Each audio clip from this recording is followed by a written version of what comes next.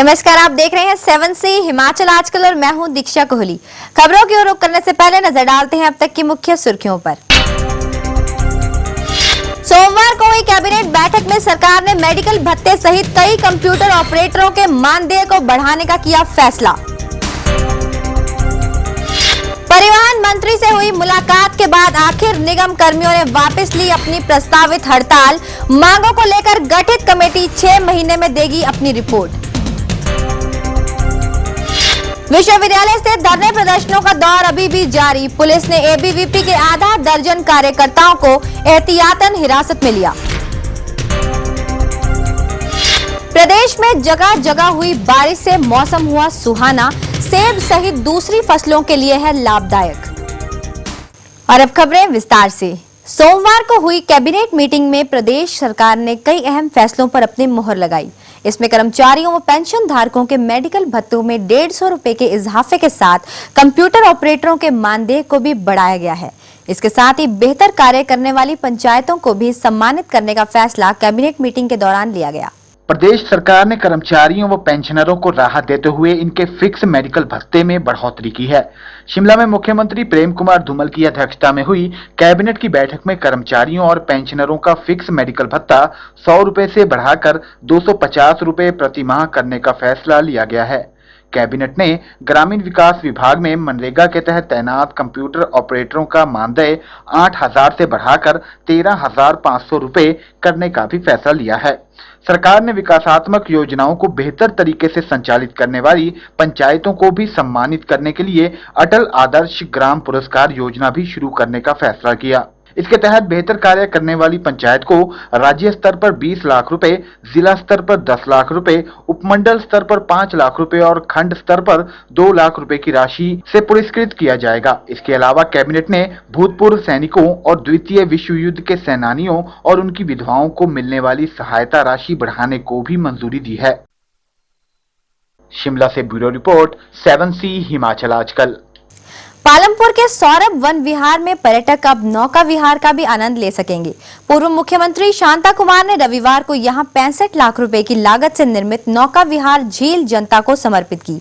इस अवसर पर उन्होंने कहा कि सौरभ वन विहार को एक आकर्षक पर्यटक स्थल एवं शहीद स्मारक के रूप में विकसित किया जाएगा।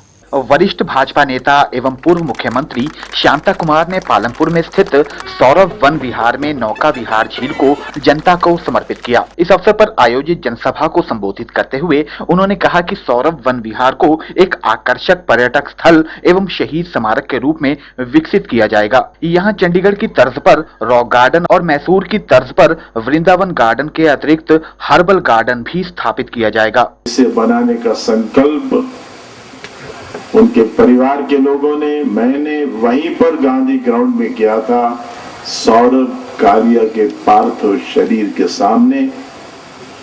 और इसीलिए मैं भावात्मक रूप से जुड़ा हूं इसके साथ। और भी 2-3 योजनाएं विभाग के सामने हमने रखी हैं। एक राम रॉक गार्डन यहाँ पर बने, बहुत जगह है। एक बहुत बढ़िया एक्वेरियम बनाने की भी हमारी योजना है। वो भी एक बहुत बड़ी रुचि का पर्यटन केंद्र बन सकता है। और एक नया विचार मन में आया है कि कांगड़ा का एक ट्रेडिशनल विलेज यहां बनाया जाए। देश की रक्षा करते हुए सरहद पर शहीद हुए सौरभ कालिया की याद में पालमपुर में सौरभ वन विहार स्थापित किया गया था। सरकार एवं स्थानीय लोगों के सहयोग से इस शहीद स्मारक की काफी बेहतर ढंग से देखभाल हुई, जिस कारण आज यह एक आकर्षक पर्यटक स्थल के रूप में विकसित होने की ओर अग्रसर है। वास्तव में यही शहीदों के लिए एक सच्ची श्रद्धांजलि है। संजीव राणा, 7 सी हिमाचल आजकल, पालमपुर। विधानसभा चुनाव पास आते देख द्रंग कांग्रेस ने अपनी कमर कस ली है। इसी के चलते द्रंग कांग्रेस ने अग्रणीय संगठनों की एक बैठक आयोजित की। इसमें चौहार घाटी के 5 पंचायतों के कार्यकर्ताओं की बैठक ली। इस बारे में ब्लॉक कांग्रेस के अध्यक्ष जोगेंद्र गुलेरिया ने कहा कि उनका अग्रणीय संगठन कौल सिंह ठाकुर की गैर मौजूदगी में चुनाव प्रचार का मोर्चा संभालेगा। विधानसभा चुनाव के लिए द्रंग कांग्रेस ने कमर कस ली है। द्रंग में मौजूदा विधायक व प्रदेश कांग्रेस कमेटी के अध्यक्ष कौल सिंह ठाकुर की व्यस्तता के चलते द्रंग कांग्रेस के अग्रणी संगठनों ने चुनाव की कमान संभाल ली है। चुनावों को लेकर द्रंग कांग्रेस के अग्रणी संगठनों की एक बैठक आयोजित की गई। इस बैठक में चौहार घाटी के 5 पंचायतों के कार्यकर्ताओं ने भाग लिया। ब्लॉक कांग्रेस के अध्यक्ष जोगिंदर गुलेरिया ने कहा कि विधानसभा चुनाव में कौल सिंह ठाकुर पूरे प्रदेश का दौरा करेंगे, इसलिए द्रंग विधानसभा क्षेत्र में कांग्रेस के अग्रणी संगठन उनकी गैर मौजूदगी में चुनाव प्रचार का मोर्चा संभालेंगे। देवश्री पाशा कोर्ट के प्रांगण में द्रंग अनुसूचित जाति विभाग जो युवा कांग्रेस के हमारे माननीय अध्यक्ष बने हैं अभी श्री रमेश कुमार जी, उनकी अध्यक्षता में यह मीटिंग का आयोजन किया गया।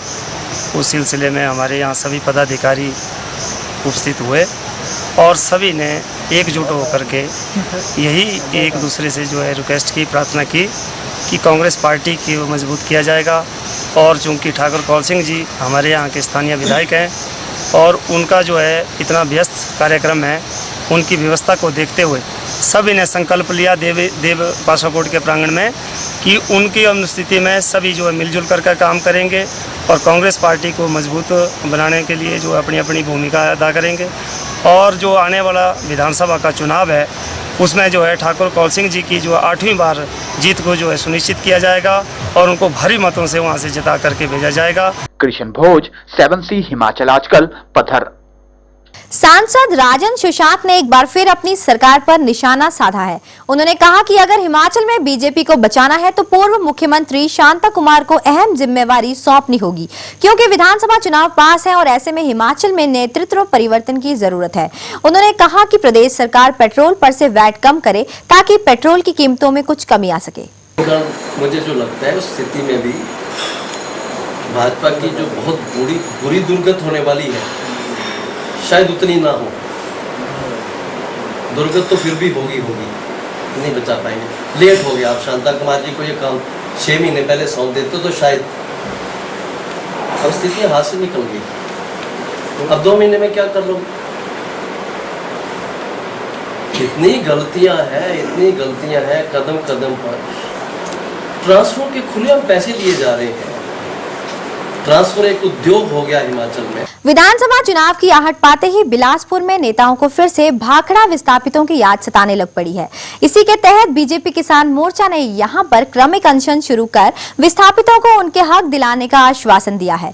मोर्चे के महामंत्री सुभाष शर्मा ने कहा है कि सर्वोच्च न्यायालय के फैसले के बाद भी बीबीएमबी से प्रदेश को मिलने वाली हिस्सेदारी पर केंद्र सरकार स्पष्ट नहीं है।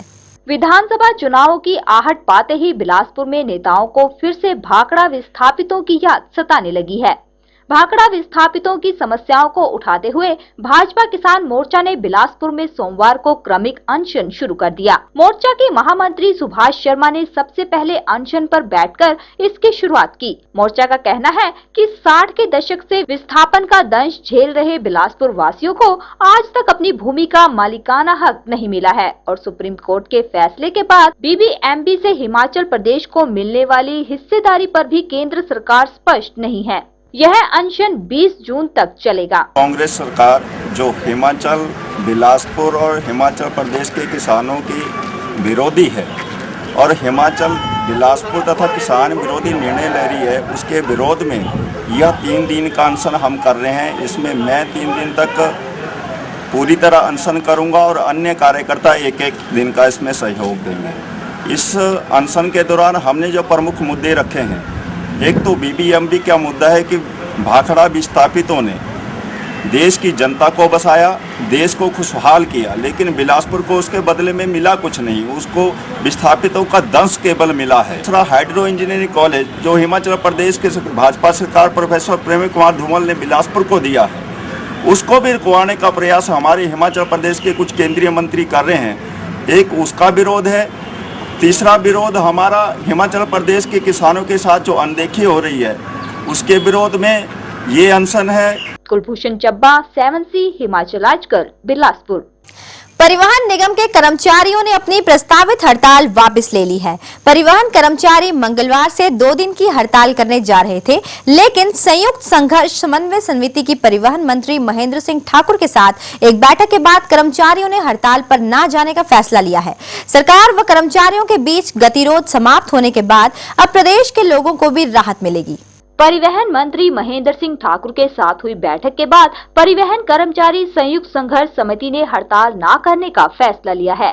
बैठक के बाद पत्रकारों से बातचीत करते हुए परिवहन मंत्री ने कहा कि परिवहन निगम को रोडवेज में बदलने के मुद्दे को लेकर शीघ्र ही उच्च स्तरीय कमेटी गठित की जाएगी। यह कमेटी 6 माह के भीतर अपनी रिपोर्ट देगी। कमेटी निगम को रोडवेज में बदलने के सभी पहलुओं पर गौर करने के अलावा निगम के घाटे के कारणों का भी पता लगाएगी। इसके आधार पर सरकार फैसला लेगी।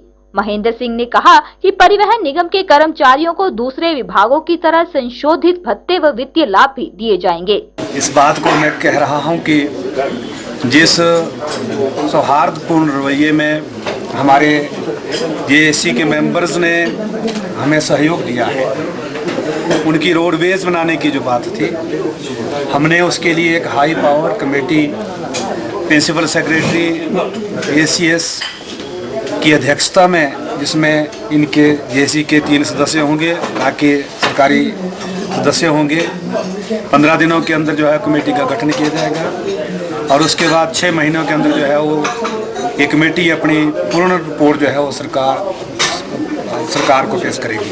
वहीं दूसरी ओर परिवहन मंत्री महेंद्र सिंह ठाकुर से हुई बातचीत से निगम के कर्मचारी संतुष्ट हैं। परिवहन कर्मचारी संयुक्त संघर्ष समिति के अध्यक्ष शंकर सिंह ठाकुर ने कहा कि परिवहन मंत्री ने रोडवेज सहित उनकी अन्य मांगों पर सकारात्मक फैसला लिया है। अब कर्मचारी हड़ताल पर नहीं जाएंगे। कल जो 19 और 20 का जो हमने हड़ताल का कार्यक्रम बनाया था, आज हमने मंत्री महोदय जी के सामने, सारे पत्रकार मित्रों के सामने उस हड़ताल के उस कार्यक्रम को वापस लेने का निर्णय लिया है, जिससे प्रदेश की जनता को कोई परेशानी ना आए।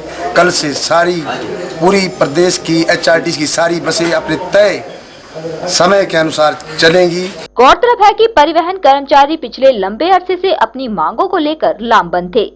इससे जहां निगम का कार्य प्रभावित हो रहा था, वहीं लोगों को भी परेशानियों का सामना करना पड़ रहा था। अब सरकार के साथ हुई बातचीत के बाद परिवहन निगम में कार्य सुचारू रूप से हो सकेगा और इससे आम लोगों को भी राहत मिलेगी। ब्यूरो रिपोर्ट 7C हिमाचल आजकल, शिमला। 7C हिमाचल आजकल में खबरों का सिलसिला जारी है। फिलहाल वक्त हो चला है एक छोटे से ब्रेक का। आप बने रहिए 7C हिमाचल आजकल के साथ।